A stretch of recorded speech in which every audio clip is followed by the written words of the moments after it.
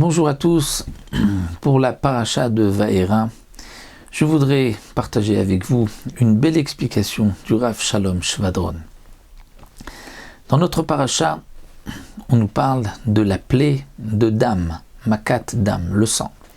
Et le Midrash Rabbah nous rapporte que pendant la plaie du sang, les Bnei Israël se sont enrichis. Comment ? Parce que ce n'est pas que les eaux du Nil qui ont été transformées en sang, mais l'eau des puits, les jus de fruits, tout liquide qu'un Égyptien aurait souhaité boire, s'était transformé en sang. Il n'y avait que des Bnei Israël qui avaient de l'eau pure. Et lorsque l'Égyptien voulait remplir sa carafe avec l'eau d'un Hébreu, eh bien il n'avait que du sang dans son verre. S'il voulait boire en même temps que un des enfants d'Israël, dans le même verre, on dit avec une paille différente, eh bien l'Égyptien, lui, buvait du sang et le Juif buvait de l'eau.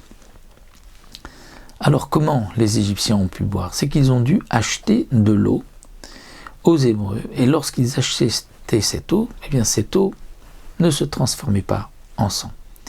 Alors on pourrait se poser la question, pourquoi les Bnei Israël ont vendu leur eau ? Ils auraient peut-être dû laisser les Égyptiens mourir de soif. Ils auraient pu ainsi sortir plus rapidement d'Égypte. Alors le Rav Shalom Shvadron nous dit que certainement les Bnei Israël ont été forcés par les Égyptiens de vendre cette eau, afin que cette eau puisse rester ou ne se transforme pas en sang. Mais pourtant le Midrash Tanchuma nous dit que les enfants d'Israël ont exigé un prix fort et se sont enrichis. Si vraiment les Égyptiens ont forcé les Bnei Israël à vendre de l'eau, ils auraient aussi pu contrôler et fixer le prix de l'eau. On répondra avec une autre Gemara, la fameuse Gemara dans Sanhedrin à l'époque de Alexandre de Macédoine, Alexander Mogdon, dit la Gemara. Les Égyptiens sont venus réclamer l'or et l'argent que les enfants d'Israël avaient pris à la sortie d'Égypte. Ils ont dit, mais c'est marqué que les Bnei Israël ont emprunté l'or et l'argent. Donc s'il s'agissait d'un prêt, il faut maintenant le rembourser. La Gemara nous dit que Gevia ben Pessissa s'est présenté et a dit « Je vais leur répondre ». Il leur a dit, étant donné que les Bnei Israël étaient en Égypte pendant tant d'années et qu'il y avait 600 000 hommes qui ont travaillé comme esclaves dans le pays, donc vous allez d'abord payer le prix de 600 000 esclaves pendant toutes les années d'esclavage, et ensuite on reparlera de ce que l'on vous doit. Alors il est évident que les Égyptiens se sont tout de suite enfuis. Le Rav Shalom Shvadron souligne que les Égyptiens n'ont réclamé que l'argent que les enfants d'Israël ont pris avant de partir.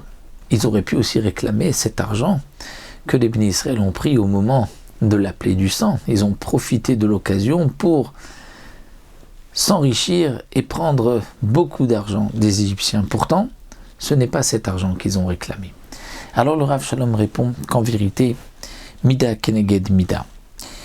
Les Égyptiens ont été frappés par le sang parce qu'ils avaient aussi versé du sang juif. Ils ont fait souffrir le peuple d'Israël, ils vont aussi subir des souffrances à travers chaque plaie. Et pas seulement cela, dès la première plaie, les Égyptiens vont devoir payer dédommager les Bnei Israël de tout ce qu'ils leur ont fait subir comme souffrance. Donc le prix qui a été fixé n'était en vérité pas un prix pour tous les Égyptiens, mais chaque Égyptien avait son prix. C'est-à-dire que Akadosh Baruch Hu a fait en sorte, nous dit le Rav Shvadron, que l'Égyptien qui avait maltraité ce Juif allait devoir acheter de l'eau que chez lui. Il n'y avait que son eau à lui qui allait rester eau chez ces Égyptiens. Et quel était le prix à payer ? Bien, assez simple. Le Juif proposait un verre.